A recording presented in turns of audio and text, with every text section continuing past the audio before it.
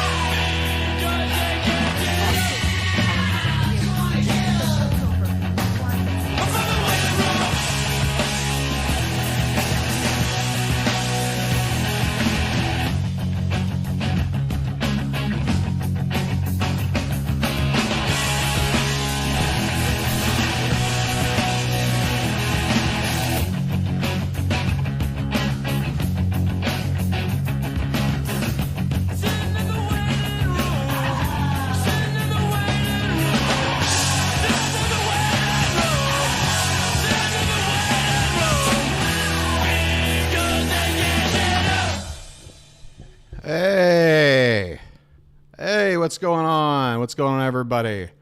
Merry Christmas and happy holidays to all over the world, whatever it is you might be celebrating or have celebrated.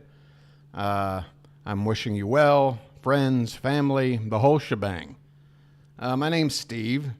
This is my channel, and I watch live stream shopping networks and poke fun at them, and that's pretty much what I do. Here's the deal. Tonight is sort of a not too fair of a reflection of what I normally do. At least I'm going to assume so, because it's Christmas night. QVC doesn't have anything live going on. Everything's an old recording. Shop LC looks to be live. Unfortunately, Megan Mahoney was on just an hour ago, but she's wrapped up for the evening.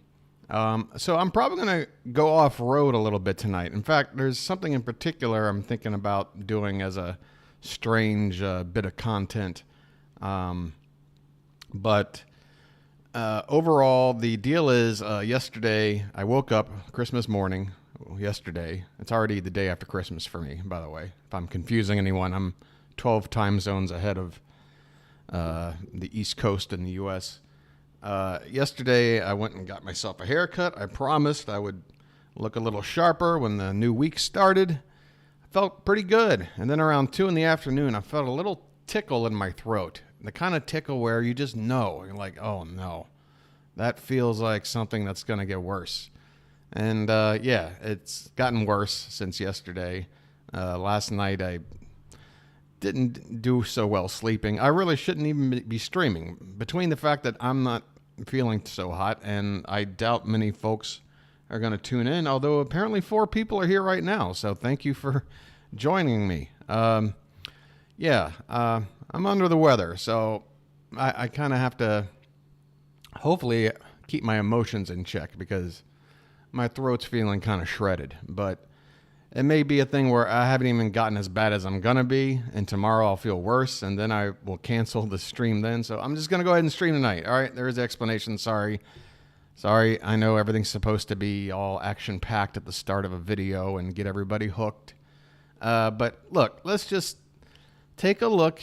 I'm sure Shop LC will have something. We'll just look around. This may only be like a half-hour stream tonight, so I'm not feeling too pressured about it. So I guess I don't know how far back these there we go. These old QVC it just makes it really, really presentations go. I don't know if it's just like a couple of weeks old from this Christmas. Is it from a previous Christmas? Classroom to classroom. You don't want to have big. Hey, Marcia. Melinda, what the hell? People are showing up. I have 6 grandchildren. Christmas night. So I'm really busy with the kids a lot. Although, thank you for the haircut compliments. Appreciate it. 4 years. I feel about a half a pound lighter. I have 3 children. Each one had 2 children, like so close together. Some of them are. So yeah, we're definitely going to go off road tonight.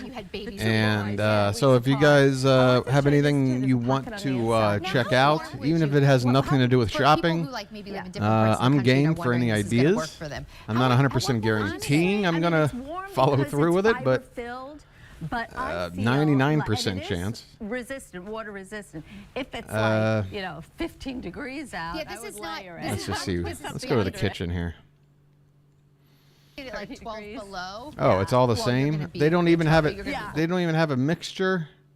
Warm. Oh no. But even like so QVC's all just one Parka channel tonight, huh? Yeah. Still put this on, right? Like so. So even if you live someplace where your winter is, 40s, yes, not 20s, this would be the coat for you. 5 easy sweet. payments of $10.71. Appreciate it, man. And actually, even here, I have a variety of coats. I don't wear my winter parka all the time, right? So I like having something that day in January where it's like close these tabs. God, listen to that microphone. Yeah, I'm with you totally. And lately the weather's been so maybe crazy. Just it gets use like a boom rainy mic and, when you do a coat presentation. You don't get that heavy snow that we used to get. Like this is what I'll wear more. Oh, speaking of snow and all that, how's everybody doing with the cold back there? And it's washable, so it's pretty ironic. Here I am. It's like 85 degrees outside, and I'm the one getting sick from the neck up. But hopefully the rest of you guys are keeping warm. The channel quilting is really filled with a lot of puffer. So, but even though it's so thin, it's packed close. Oh, Michelle, so it does I guess she does have her own. It will not be your heavy winter coat. So this is. I just put over 20 degrees. Whoa. We have Berry Bliss. We have. Better put some sunblock on. Exotic blue, white, and black. 5 easy payments of $10. Wow. So QVC is basically dead, right? 4 channels, all the same, all of them parkas. $98.50. All right. Why don't I just go ahead and let you know what I had in mind tonight? So, like last night, you ever in this day and age now of like YouTube and other online streaming platforms, you ever get sick? And like you want to fall asleep, but you can't because you're not feeling well. So you'll go to try to find something to watch that you think will help you fall asleep, like a movie or something that you just know isn't the kind of movie that you really care for.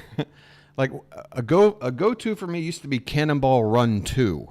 For whatever reason, if I wanted to fall asleep, I would just throw Cannonball Run 2 on, and I guess just all the corny jokes just helped me fall asleep pretty quickly. But last night I said to myself, you know what? And I think this came from having watched Porky's recently and Kim Cattrall being on my mind. I remember going to see Mannequin in the theater back in like 87, I guess. And I was like 10 years old at the time. And I thought it was a cute movie, you know, kind of a fairy tale type movie. Of course, it was critically panned across the board, as well it should be. It's corny as hell. But Kim Cattrall is, she's got good charisma on screen. You know, she helps carry that movie. But they made a sequel. You guys know about Mannequin II, On the Move? I remember when this movie came out, right? And I said to myself, oh, God, the first one was barely, like, digestible. How the hell are they going to make a second one? Yeah, Mannequin 2 on the Move. And actually, it's not Mannequin 2 on the Move. It's just Mannequin on the Move. They didn't want to let you know it was a sequel, I guess, or something. But yeah, we're just gonna go through some still images here with a website that I'm probably not supposed to be using, but whatever. So this is how the movie starts, right? I'm just gonna pause and show you some frames and avoid the copyright issues. We open up with a matte painting, which is already a red flag, right? Like we're already experiencing budget issues, right? We are in some like medieval time here, and pretty much everything behind like this first tree is just like a Bob Ross painting. But anyway, as you go through this opening, man on a horse. I mean, this starts out like Troll 2. I mean, we're just immediately like, who is this? What are they doing? This guy's riding through. Look, the costumes are awful. This is supposed to be 1,000 years ago, by the way. Are you guys bored yet?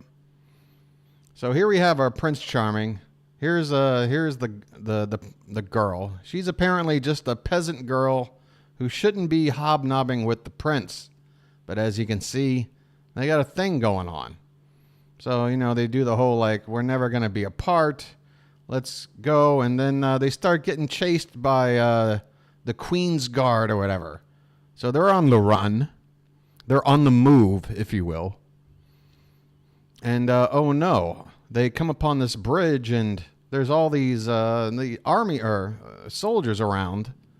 They're here to stop the prince from, eloping or whatever. So that's when we come across like our first clever scene here. Over my dead body. Do not draw that sword unless you intend to use it, sir. Do not look at this sword play here, huh?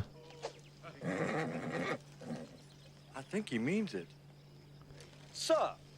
That's the sort of comedy genius that you should be prepared for with a movie like this, right? I mean, this is like backyard cosplay going on here. But so anyway, you're like, well, I remember the first Mannequin. Kim Cattrall was like, she was like an Egyptian princess or something, and she got somehow teleported into modern times. So what's the hollow plastic horns? Yeah. I mean, look at the plastic metal thing this guy's got. So how are they going to do this again? Like, how is this lady going to wind up? This is Christy Swanson, by the way. We all remember her, right? She was Buffy the Vampire Slayer, had a couple of other. This is pre-Buffy, but 5 years after her cameo appearance in Ferris Bueller's Day Off. So the prince starts fighting the guards, right? And now here comes the queen to like, I don't know, like if she was already this close to the action, why didn't she just show up first anyway and tell her son like, hey, you can't marry this girl? Anyway, she tells him now. And then he's like, no. Could be Central Park. Could be a lot of places, but it's supposed to be somewhere in the Bavaria, you know, some sort of German or near Germany location. So here comes Mr. Sorcerer guy here, and he's got a necklace, all right? He's here to play some shenanigans. He offers the necklace, and now it might take you a minute to recognize this guy. But this is Bernie from Weekend at Bernie's, okay? he was in a lot of movies in the late 80s, early 90s. And this is another one of them. So he gives this ring over, and he's like, tell her to wear this. What could go wrong, right? So the prince is like, all right, I love you, and with this necklace, it'll seal our love forever in time. She puts the necklace on, and it turns her into a mannequin. Okay, I guess we need to see some shot of the mannequin here. Very good special effects. You have cursed my gift! It's not me, darling. It's the work of Spretzel. Brilliant. Simply So I'm trying to figure out, were there mannequins around in, I don't know, the 1100s? Because I don't think so. So what are we even looking at here? Frozen forever. Oh, that little curse was nothing, my queenie. Nothing, no, nothing. Mother, I have never asked you for anything. So the prince pleads with the queen to like, hey, unfreeze her. I love her. She's like, she'll unfreeze if you find true love or some shit. I don't know. None of this makes any sense. Everybody's looking around. It starts raining, I guess, as some sort of sign that something crazy's happening. We get another matte painting shot. Now she's this mannequin doll. And just look at this. What is this? How is this existing 1,000 years ago? So now we're in present day, okay? You guys enjoying my Christmas night story? This is like 'Twas the Night Before Christmas, right? I don't think I'm going to go through the whole movie, or at least I'll speed it up.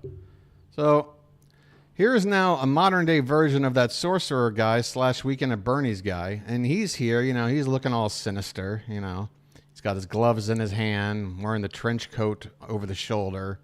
He's got the mole with the long hair growing out. And he's here, I guess, to sort of unlock the mannequin and bring this girl back to life so he can marry her, I guess. I don't know why. I don't know why they decided to skip like 27 generations to get to this guy, but whatever.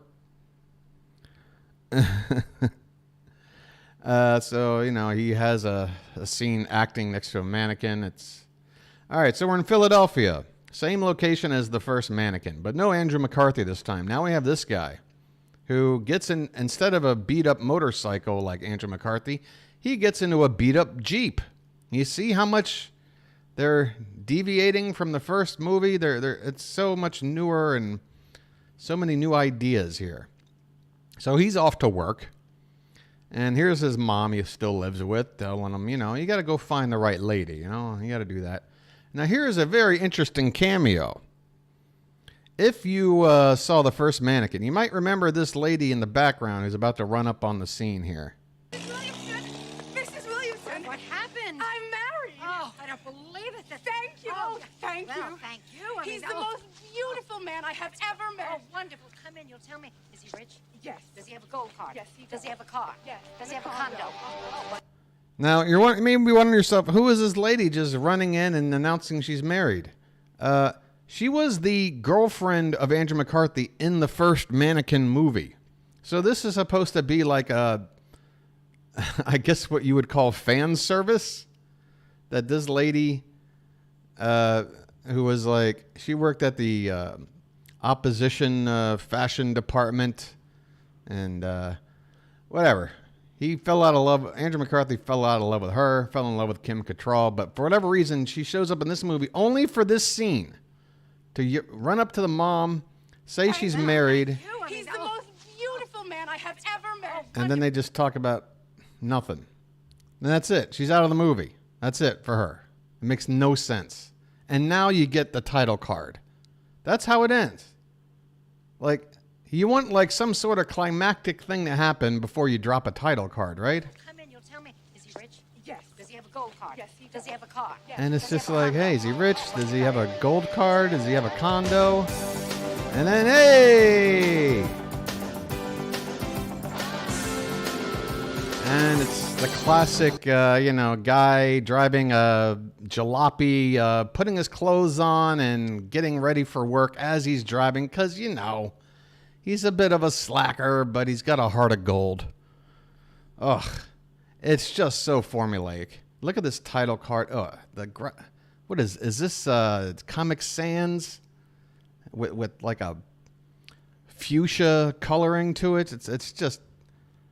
And see, here he is. He's chugging his milk and raisins, you know. And he's a guy. He's on the move, you see? Brushing his teeth, you know. It's just a great way to build character during a opening credits scene, right? You've never seen anything like this, right? This is very unique, very original idea. So here he is driving down downtown Philly. And, of course, the classic, for somehow you can just pull right into a parking spot. You know, when you go into a city, major city, you just pull right up to a giant building and park. But you see, there's a fire hydrant here. And this lady's watching him. And she's like, hey, you can't park in front of that fire hydrant. Ah, but this guy's clever. This guy's clever. Look what he does. Oh, and she goes, shame, shame, shame. Then he comically takes his steering wheel off and heads into the job. All right? Tell me you guys aren't already like smitten with this movie. Tell me this isn't a classic already. I am sweating balls.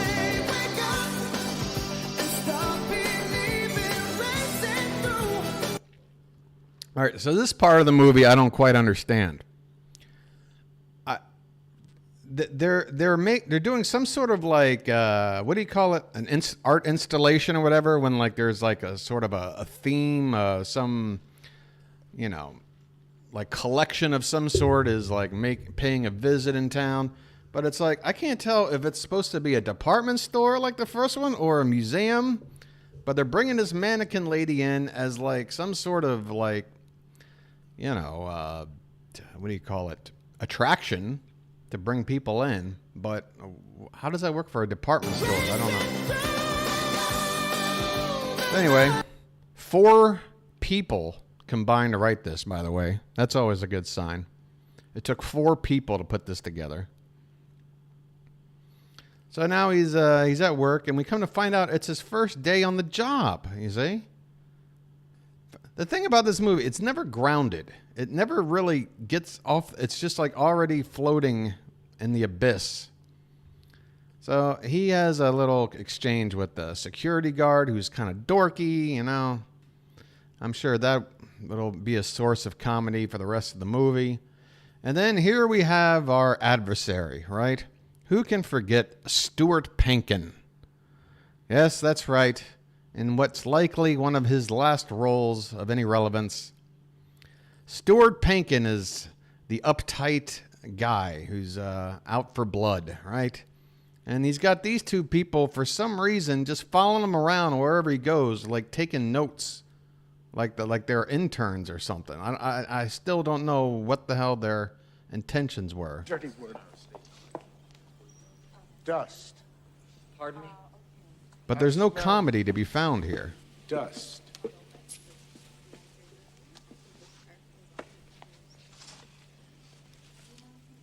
Dust your counter. You see? Make a showplace of the workplace. Make a showplace of the workplace. See, it's funny, you know, because he's uptight and they're like taking notes because he's got all this good advice. You see the funny? Is anyone seeing the funny yet? Okay. Oh, this is a great one. Because he says a line here about if something, then heads are going to roll. And then I want a major employee turnout at the airport tonight. This whole event has to go off without a hitch. Otherwise, heads will roll. And then a head rolls.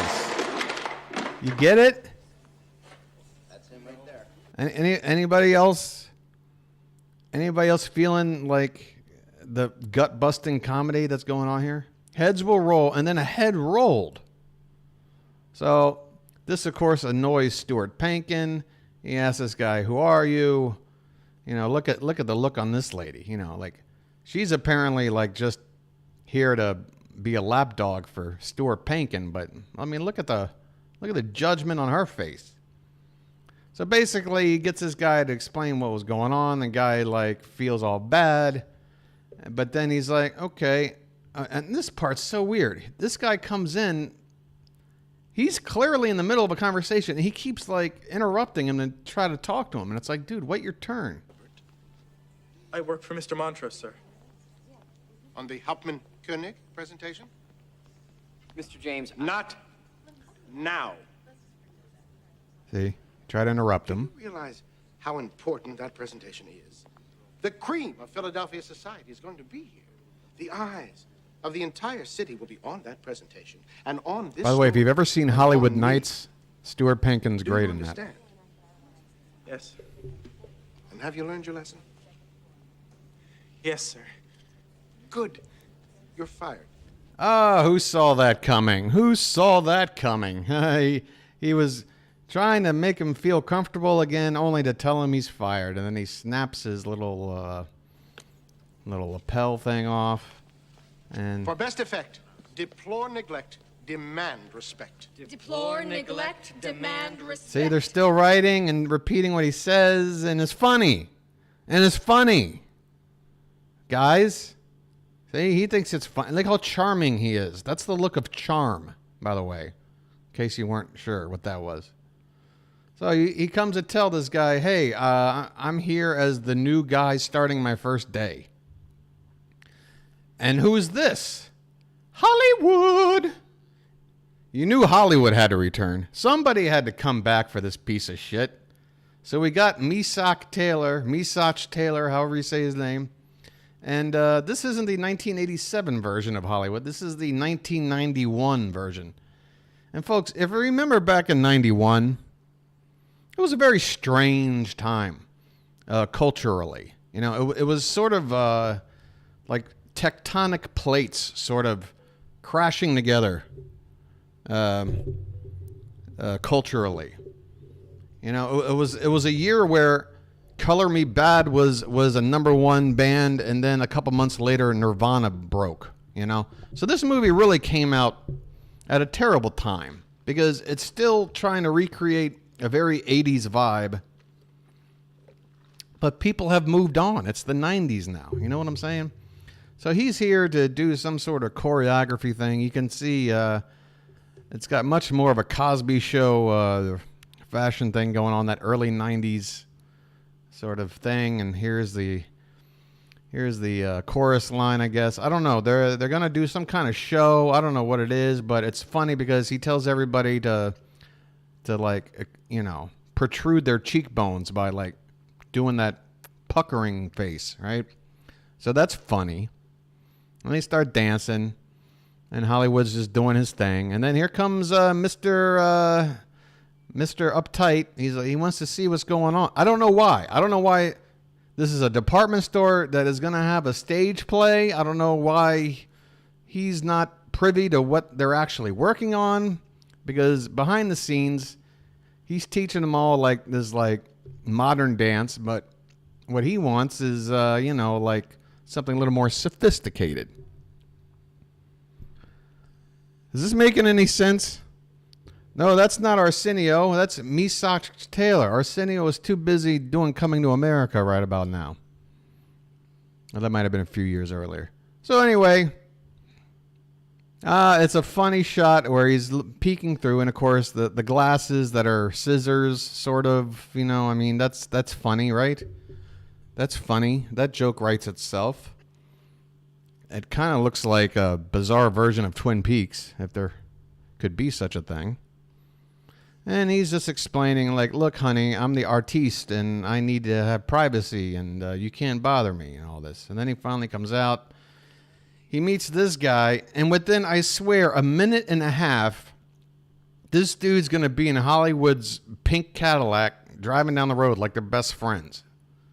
First, they set up, like, a little... oh, and then there's this lady who works at the shop. She's like the perfume lady. She's already got the hots for this guy. He's not interested. He's like, why don't we just take it slow? I'm working here. And then the next thing you know, the security guard is like breathing down her neck. He's like, well, I'm available. And of course, she blows him off. You know, it's just, everybody wants a different person, I guess. I don't know. It's just a whole lot of shenanigans going on here. You know, can you tell? Can you see all the charisma on the screen? Can you see just the overabundance of charisma going on here? So anyway, the security guard gives it one more pass, you know, starts getting a little creepy. And again, after this unnecessary scene, he just started the first day on the job, right? He meets Hollywood, and now, like, after 5 minutes of walking around the store, they're on the road, and they're just having chit chat like they're just the best buddies, you know, like they've been hanging around together forever. It makes no goddamn sense. Insert a bunch of unfunny lines here. Misach then sees something on a bridge and pulls over. He's like, what the hell is that? And it's this tractor trailer of this art installation thing from Germany that includes that mannequin we're talking about. And it's, for some reason, tipping halfway over this bridge and about to fall in the water. Nobody knows how. Nobody can explain. This cop gets mad at the three guys driving the car, right? And it's the worst Hans and Franz wannabe thing. I mean, just look at this.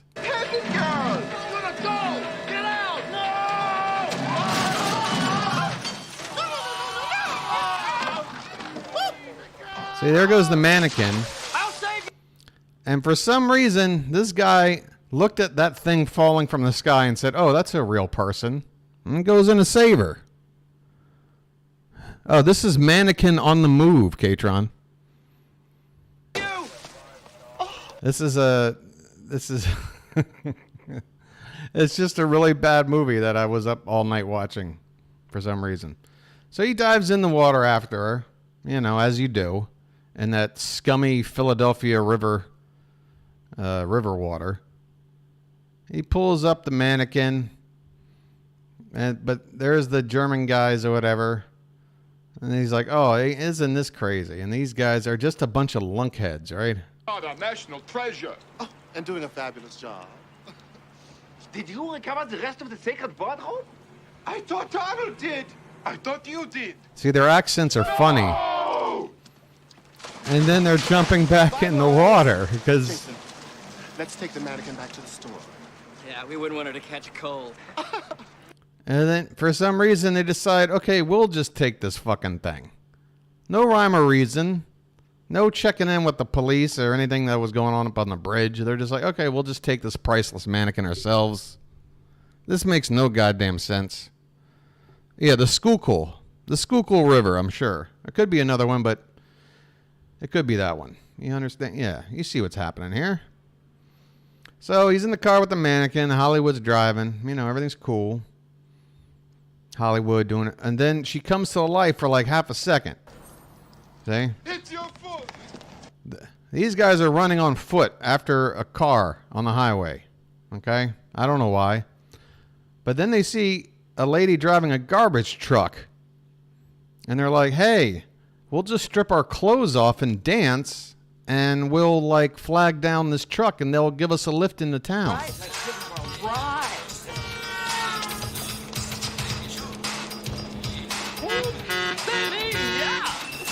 Is anyone seeing the comedy yet? Just wondering. Anyone finding the comedy? So they're thinking, all right, we got ourselves a ride here. This is great. We'll just hop in the front. But I guess they don't understand how garbage trucks work. And they just get dumped into the back, yeah. Funny. And did you see that transition? It was like a puzzle piece. What was that? Let's try to look at this transition again. Hey, come on.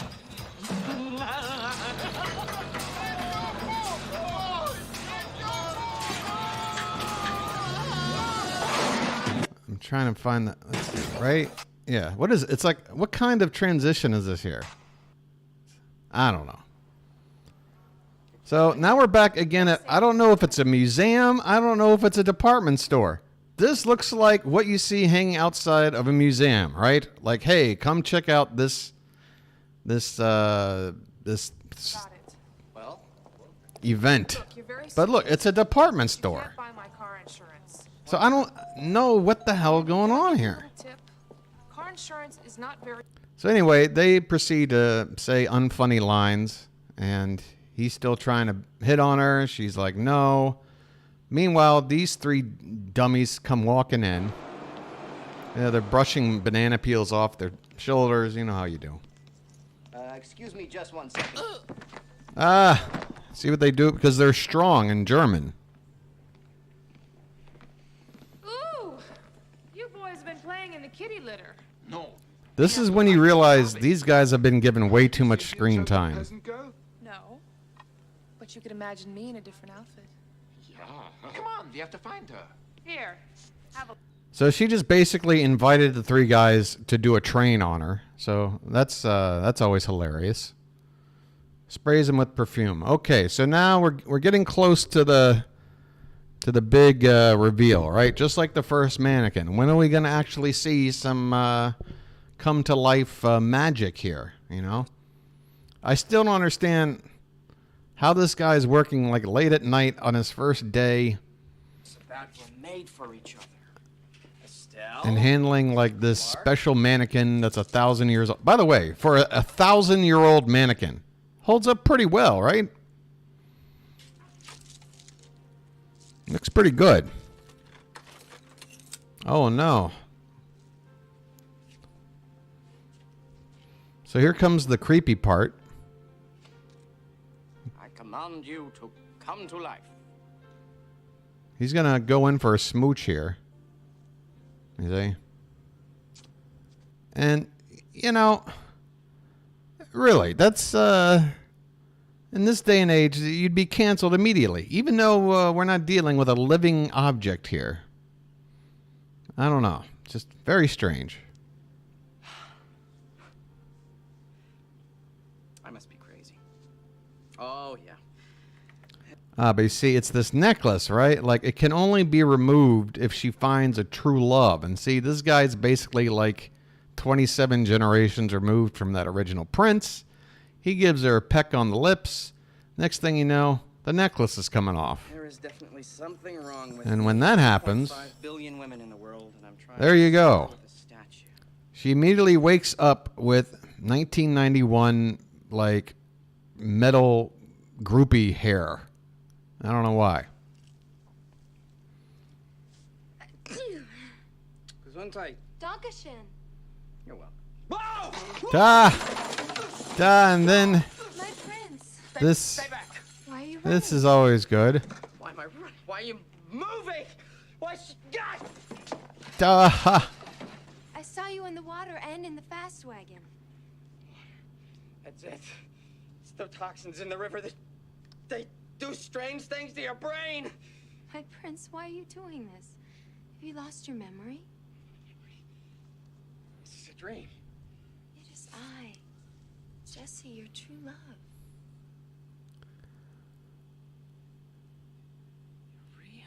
So here's where nothing makes sense, right? She is under the impression that like no time jump has happened. Like she was out of it for, like to her 5 minutes ago she was on that bridge with the queen showing up and her trying to escape with the prince. Now she has woken up, even though she already woke up in the car for a second, and thinks that like things are just picking up right where they left off, even though she's clearly in an environment with about 10 million things that her eyes can pick up that would be absolutely alien to her, it being 1,000 years later right now. But okay, whatever. Of course I am. You're beginning to frighten me. When was the last time we saw each other? I mean, before our little swim today.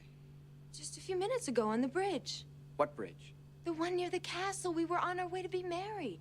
Don't you remember the soldiers and the sorcerer? Legend is true.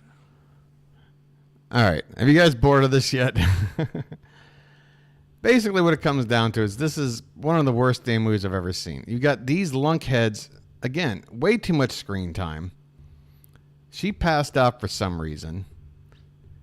He immediately tells her, like, you can come stay over at my house. Here come Hans and Franz and his other brother Franz.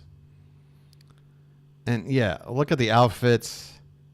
She's pretending to freeze now. So she went from having no idea that she was frozen for 1,000 years to within a minute knowing how to pretend to be frozen and going along with the shenanigan that she didn't knew existed like 25 seconds ago. None of it makes any sense. We don't want to get him upset. Yeah. Who dare message me in the middle of this? He will be upset. Policy violations? You know. Oh no. Okay here. I mean, we. Ah, damn. I knew it would happen.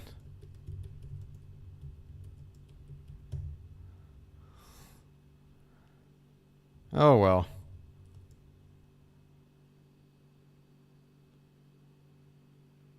Can't win them all. Ah, shit.